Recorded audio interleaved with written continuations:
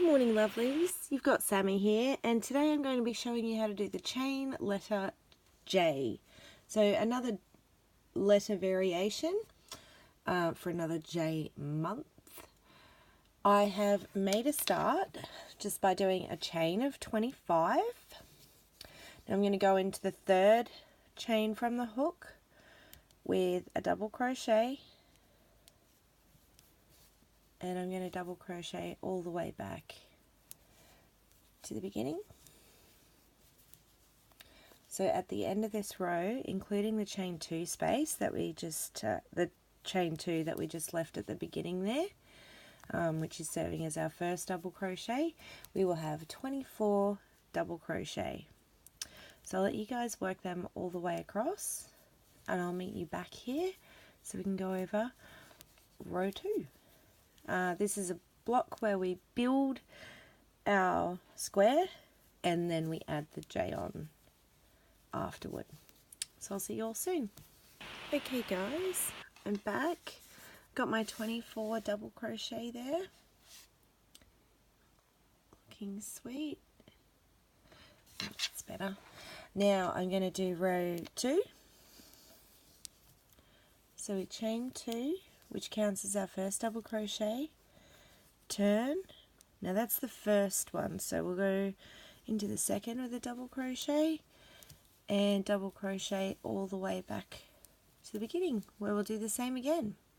Double crochet into each stitch, chain 2, which serves as our first double crochet, turn our work, and then do a double crochet into every stitch in the row. Now this pattern, you'll need 12 rows to get it square. So this is the second one. I'm going to let you guys work the next 10 rows, so that's 10 after this one, rows 3 through 12, all exactly the same, all double crochet, just making a nice solid double crochet square. I'll meet you back here when you've got 25 across and 12 up and down, ready to show you how to chain on that letter J. Hook it up. I'll see you soon. Okay lovelies, we're back. We've got our square. Now I said 12 rows, but that obviously depends on individual tension. I am a tight hooker, so I had to add a couple of extra rows. So just measure it, eye it up. If it's looking a little squat, add a couple of extra rows. But we want it 6 by 6 so it fits in with the rest of our squares. Now we're going to surface slip stitch or surface chain the letter J onto there. So the important thing to remember is that our yarn is always going to be behind our work.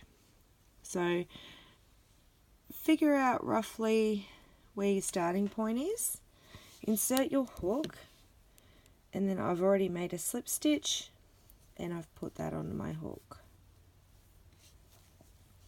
So we're going to pull that up, insert into the next stitch in whichever direction we're going, yarn over and pull up a loop, pull it through. I like to start off with a slip stitch so that I don't have to maintain tension. And you don't want to do these stitches too tightly, because if you do, it's going to distort the stitches that make up your square.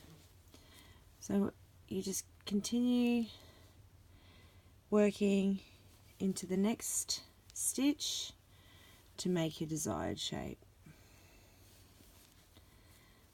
I'm making a curly letter J and just guesstimating on where those stitches will be. Just keeping that chain happening, not too tightly. Inserting the hook, pulling up a loop and completing the stitch. So you can see how it's standing out. I've got my J upside down just for the sake of easiness, and I'm only working across one stitch at a time where I can, and that's just to keep things nice and tidy. And start working up.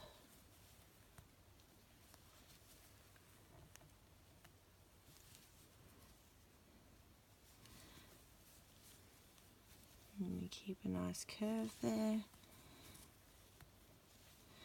As I said, just guesstimating where I want those stitches to be to get this shape, oops, for the letter J.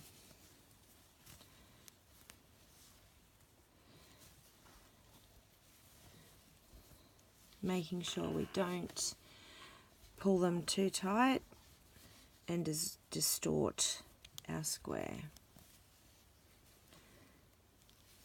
Keeping our working yarn at the back, pulling up loops to complete stitches on the front. So I'm sure you guys can handle finishing off that letter. When I get to the top of the J and I've got to work across, I'm going to cut off my yarn and rejoin it to work across the top, so I've got a nice flat point up the top there. Very short and sweet video today. A nice simple technique that is really effective. There's our letter J happening. A couple more to do up, and then I'm going to tie off and do across this way. I hope you guys have enjoyed hooking up our letter J for July. Hope you all have a fabulous day, and until next time, happy hooking. Sorry, motion sick. Before you all go, I thought I'd better show you how to finish off. Just pull the loop up into the same stitch, grab that loop, pull it through to the back, and you can tie off like normal. So all our ends and untidiness are all at the back. I'll tie that off in a second. And we've just got our beautiful letter J on the front, which I just pulled out a line. Beautiful. Thanks again, guys. Have a great day.